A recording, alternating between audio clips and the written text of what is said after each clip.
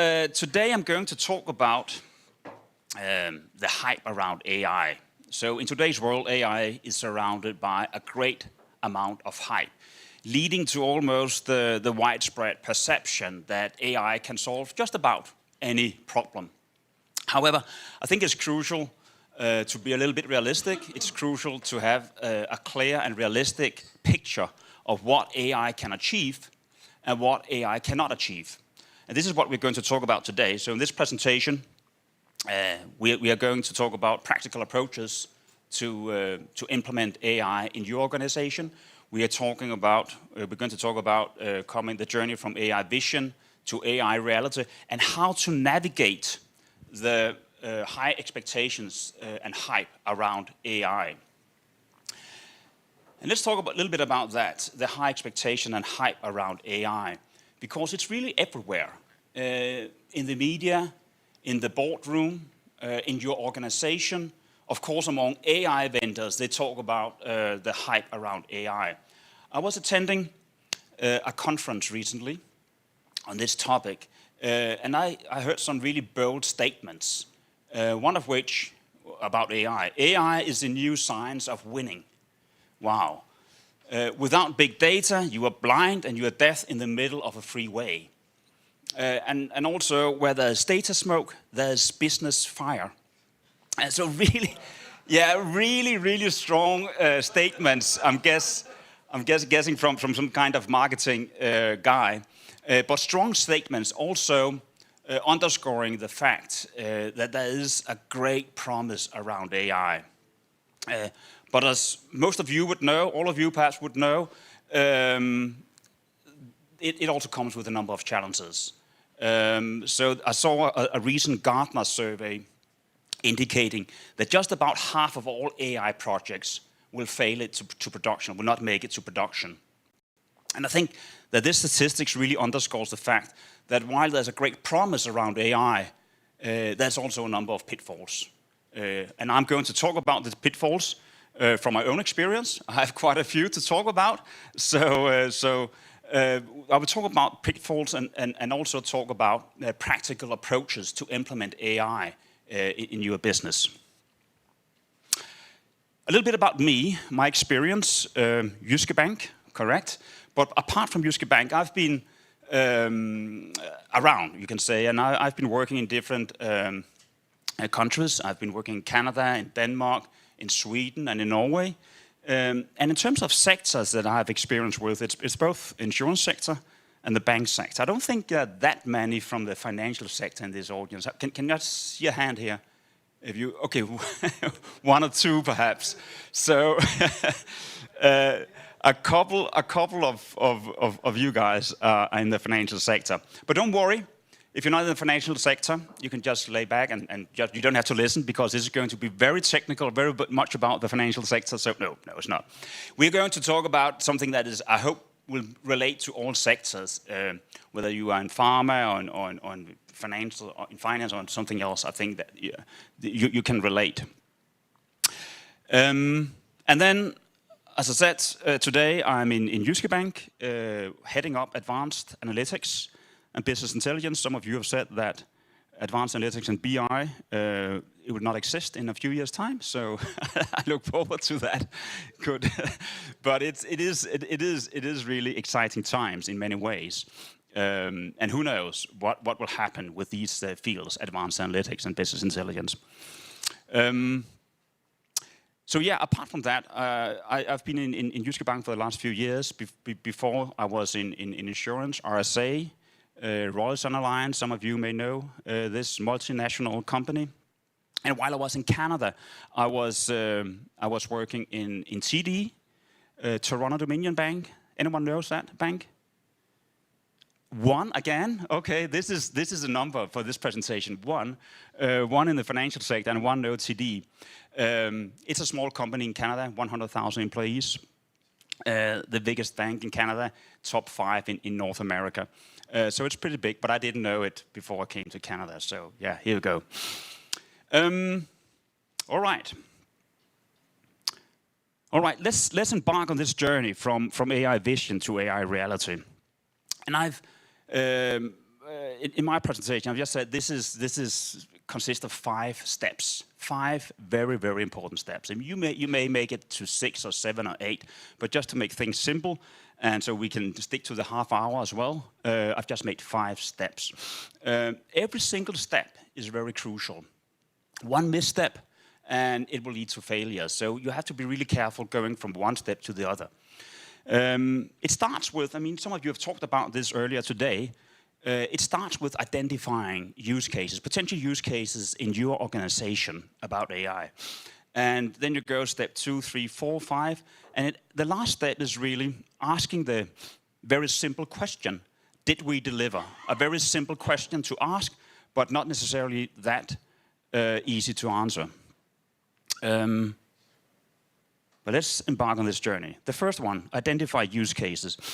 And here I would say the right approach depends on your organizational maturity. I've done a couple of different approaches, starting with the one in Canada.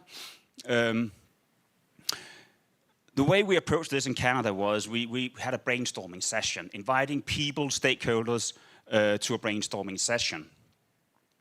In fact, there was just about 20 executives in this brainstorming session. And I remember Alan talked earlier today about if you want to get something done, don't put 20 people in the same room, because then nothing will be done. And I would say the 20 executive people here, it wasn't my idea that it should be 20, but once we said that we are going to have a brainstorming session about AI, you can imagine what happened. Everyone wanted to join the party. So this was 20 executive people from all across the TD business, brainstorming about what can we do with AI. And what came up was just about 25 use cases. So actually we got something done. 25 use cases, AI use cases. And there are a couple of things you need to bear in mind here. So one of the advantages having 20 people across the business in the same room brainstorming, you got this early buy-in from the business stakeholders. The business stakeholders know where the business challenges are. So that made a lot of sense that we brainstorm with these guys. On the con side, of course, I mean, talking about hype, can we control the hype? You can imagine what happens when we invite 20 people talking about their business and what AI can do for them. Lots of hype and lots of high expectations. And the challenge for us was afterwards to control the hype and put in some realism into this work. So that was in Canada. Recently we did a similar exercise in Denmark, and here we took a different approach. The executive team was relatively new in Denmark, so they outsourced this task about brainstorming about AI use cases to my team, the analytics team, and said, you know the data, you know what can be done with AI, so we trust that you and the team can brainstorm about potential use cases. And what came up here was just about 28 use cases. From all across the business. And then after the session, we boiled it down to 8 use cases, and we presented it for the business. Say, these are the 8 use cases that we believe are the most promising ones for you across the business. And here I would say that the advantage being that we got this early involvement from analytics. So they knew where the data are, they knew what was, to some extent, they knew what was possible. So we didn't, I mean, there wasn't a whole lot of hype of all kinds of unrealistic proposals. This was really 8, it ended up being 8 realistic proposals from the team. On the flip side, the risk is, of course, that you miss buy-in from the business. And that's why we, immediately after a brainstorming session, we boiled it down to 8 use cases, and then we presented it for the business. And actually, they bought it. They were eager, and they, okay, let's go. And then we moved on with the 8 use cases. And I'm going to talk about some of the use cases from Denmark. I'm going to talk about some of the use cases from Canada in the coming slides. All right, that was the first step, identify use cases. The next step is really about prioritizing. Some of you have talked about how do we prioritize use cases. And quite a few of you have actually talked about the importance of starting small. Start with answering a narrow question. Get some insights about what can be done, gain momentum, and then you will get the business buy-in because you can deliver a win. Maybe not a big win, but a win early on. And that's absolutely crucial. In order to prioritize your use cases, it's always a good idea to have some kind of guidance, to have some parameters, characteristics that you're looking for. And we've seen that also earlier today.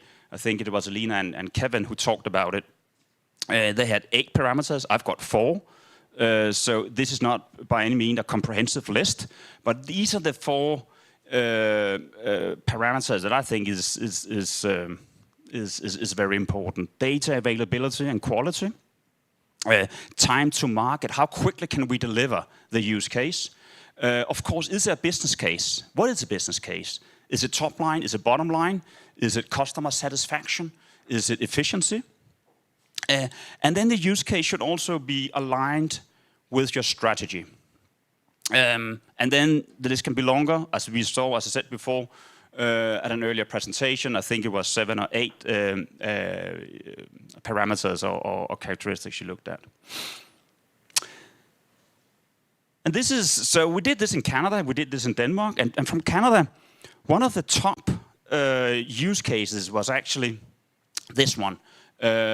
So it was predicting insurance claims from weather events. And for those of you who know the Canadian winter and have been in Canada, it should not be a surprise that we wanted to predict insurance claims from weather, because the weather can be really, really tough sometimes in Canada. So what we did here, it actually, this use case scored high on all 4 parameters. In terms of data availability, we got access to external data from just about 1,000 weather stations across Canada, giving us hourly information about wind speed, about snow, about rain, about temperature, and also historically. And from these 1,000 weather stations from the last 2 or 3 years, historical data, we were able to combine that with our own claims data and to see sort of the connection between weather and claims. This was, in insurance, claims is a big thing. So auto claims, when cars collide out there, it's an auto claim that some insurer has to handle. So this was auto claims and residential claims. And we were able to see what weather, how the weather impacted the number of claims. And from that, we were able to build a model to predict the number of claims tomorrow based on the weather forecast, the number of claims next week based on the weather forecast. And that was, I mean, one of the things we used this for was resource allocation. So when we knew that tomorrow or next week there's going to be lots of auto claims, we were able to allocate resources to that area. So that was a really strong use case, scoring quite high on all parameters, and very high on all parameters, and something that we implemented in Canada. All right. The next one, now you got your use cases, you have prioritized them, and you want to look what data can you use for this use case. And I would say there's a wealth of insights around, in particularly unstructured data. So I distinguish between structured data and unstructured data. Structured data is what is basically in your data warehouse. So it's very standardized, and it's often well analyzed. It has been in your data warehouse for many years, and because of that, it's well analyzed. On the other hand, unstructured data, it's text, it's images, it's audio, barely analyzed, and typically it would not sit in your data warehouse. And this is where the real interesting insights are, for 2 reasons. First of all, lots of the data around us is unstructured. About 80%, I've seen the statistics, about 80% of all data around us is unstructured. And again, it's often not well analyzed. And And when we had so in Denmark, in Jyske Bank, we actually, when we looked at the use cases for AI, we looked very much at the unstructured data, and we found some unstructured data. It was not in our data warehouse. It was customer messages, text messages from our customers, hundreds of thousands of messages every single year from our customers. And someone earlier today talked about, we haven't really talked that much about customers. So we make customer survey, and you have seen that. When you receive a survey as a customer, how often do you respond? I can tell you in the bank sector in general, it's about 10 or 20% that get the survey that would actually respond. So we don't get a lot of feedback from our customers. But we use this text data, customer emails, customer text from our customers, and what we did was and this was you can say the machine learning part. We categorized the text into 14 different categories, and then we sent every single email out or customer text out to the right department automatically. And some of the customer text we were able to handle right away. But that was something that in this case, this was a matter of, the business case was around efficiency. It was also around customer satisfaction, because we were able to respond to our customers a lot quicker than before. And what you see here on the right-hand side is basically, on the x-axis is the time, and on the y-axis is the intensity of, you can say, the intensity of the messages on this specific topic. And if you look at the blue line there, you can see I don't know if you can see the x-axis, but back in 2020, in the early 2020s, there was basically no one who said anything about this topic. And then suddenly, in March or in April 2020, there was a lot of questions around this from our customers. And that, can anyone guess what this topic is? Huh? COVID? Yeah, it's actually, it's almost similar to COVID. It's almost at that time of COVID. But it wasn't COVID. It was something in Denmark we called negative interest rate. So people, and I think some of you in Europe have also heard this. I mean, so we have a deposit account, and for the first time in many years, ever, there's always a positive interest rate. But back in April 2020, most banks, I think all banks, introduced negative interest rate. So you put 100 kroner into your bank, and you get a negative interest rate for that. And there was a lot of feedback from our customers around that. They were not really happy about this, to be honest. So and that's what you can see in happening in April. And it collided actually with the COVID. So that was interesting, yeah. But this is a matter of being proactive. Of course, not only handling customer feedback quicker, but also being more proactive. And now comes the exciting stuff, right? So now we've got the use case, we've got the data. Now, which model to use? And here the thing is, one size fits nobody. When you hear about AI today, you would almost think that AI and machine learning and neural network can solve just about anything. But it's not quite the case. We've got, when it comes to model to use, we can split into two things. Traditional models, it's logistic regression, linear regression, Bayesian networks. And then AI, machine learning algorithms, it's neural network. I'm sure all of you have heard about this, gradient boosting and random forest. And this is just one example of this. So one thing that is absolutely crucial in a bank is that we're able to predict house prices. When we have our customers, they want to have a loan, bank loan. It's absolutely crucial that we know the value of the collateral of the house. So predicting house prices is absolutely key and actually can be a competitive advantage. So we predict house prices from more than 100 parameters.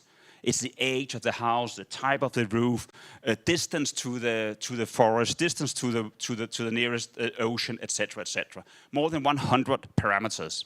And what we did here, what we have a sort of a traditional model, that was a regression model, represented here by the blue bar, and then we had what we call a challenger. A challenger model, and that was neural network. So we had these many years of history of house prices in Denmark, and then we put all the data into a neural network, and just to see how it worked. This is what we call a champion challenge test. We do that, we have a champion, this is a traditional model, and then we have a challenger, in this case the neural network. And then we tested this on 3 months of actual house prices. And 3 months of actual house prices, that's several thousand house sales. And we saw how the traditional model performed and how the neural network performed. And this is what you can see here. So the blue bar, again, has smaller, this is the average error, and the prediction is lower for the traditional model, whereas it's a little bit higher, somewhat higher for the neural network. So this was just one of the metrics that we looked at, the average error, which of course is important. So it's not always the case that neural network perform better than traditional regression. Okay, and finally, the final step, did we deliver? Again, a very simple question to ask, not that easy to answer necessarily. I talked about that just about half of all AI projects fail to production. And those who fail to production, lots of the reason, in many cases, the reason is they solve the wrong problem. And actually, I'm going to present here a case from Canada where we solved the wrong problem. So it was a brilliant model, but used in the wrong context. So some of the things you should think about when you ask or when you answer this question, did we deliver? Look at what some of the metrics could be leading indicators, it could be lagging indicators. A leading indicator is a predictive measurement, such as the click rate on an email to customers. A lagging indicator is an output measurement. It could be number of sales based on that email to customers. Leading indicators tend to be, you can observe that quicker, whereas lagging indicator, you have to wait for it a little bit, but then it's more accurate. And then another thing I would say, and this is particularly the case for the financial sector, the importance of A/B testing. I guess that most of you in the room have done A/B testing. Definitely in the medical and pharma industry, you've done A/B testing. It has, I mean, we only do it a little bit in the finance sector, and I think we do it way too little. We should do it a lot more. And I'll show a case here where it definitely adds some value. The case here is, again, as I said before, it's from Canada. And what we did in Canada, we developed a churn model. So a churn model is a model that can estimate the risk of a customer leaving as a customer. So this is the churn risk. So up of the y-axis, you've got the churn risk, you've got high and low. And what we wanted to do is we wanted to reach out to customers with high risk of churning. It's a loyalty call, of course, with the intention to convince them to stay. And this is what this experiment was all about. So what you can see here is that on the right, you got the churn model saying low, and what happened was that when we made the loyalty call and when we didn't make the loyalty call, it didn't matter the whole lot. There was a low churn among all customers. Now the interesting things happen here. So the risk model predicted high churn risk. We didn't make a loyalty call to this customer, and what happened? Surprise, surprise! There was a high churn risk among the customer. Oh, high churn among the customers. Now the interesting parts happened here in the bottom right corner. So this is where the churn risk is high, and we called the customer. Okay, so we identified customers with high churn risk and called them, and what happened was when we observed very high churn in that segment. And that puzzled us for some time. How could that be? So we have identified customers of high churn risk. We call them to convince them to stay, and the opposite happens. Actually, they left. So you talk to this person from TD in this case in Toronto Dominion, and then he or she left, this customer, and that puzzled us for some time. And the reason. It turned out that the reason being that the churn model is able to predict churn without a call. But the churn model was poor, very poor, in predicting churn when you call the customer. It was not built for that. So you try to apply a model that was built for, you can say, the no-call situation, and then you used it in a different context. And that was why it all went wrong. And the point is, we only discovered this through A/B testing. Again, I guess the majority of this room know exactly what it is, but what we did was we identified a big group of customers with high churn risk, called half of them, I didn't call the other half, and then we saw this result. Did we deliver? It's not always that easy to answer, but in this case, we didn't. Okay. That was the 5 steps, and just to summarize, operationalizing AI is I think is a tough challenge, and many companies still have a challenge around taking their POC and put it into production to deliver real business insight. Just to summarize, some of the things you need to think about and some of the pitfalls you need to be aware of. Get early buy-in from business stakeholders, because AI is not only a job for the data scientist. It's definitely also for the business stakeholder. They know where the challenging business problems are. And then, as I said before, look for promising data also outside your data warehouse. Lots of unstructured information that are barely analyzed, and the real insights is in there. And then again, start small. Several presentations has mentioned this. Start small. Try to answer a specific question. Get some momentum and build from there. Also to get the business buy-in. And then final thing, we haven't talked that much about it, but bridge the language gap. Very often, AI providers speak almost a different language than the rest of the organization. And I think it's absolutely key that you try to bridge that language gap. In my team, in Jyske Bank, I have so-called translators. A translator is a person who has one leg in the analytics team and another leg in business. So can translate what the business is saying and translate it to advanced analytics and vice versa. So these translators are absolutely key for successful implementation of AI. Okay, with that said, good luck on your AI journey. Thank you very much.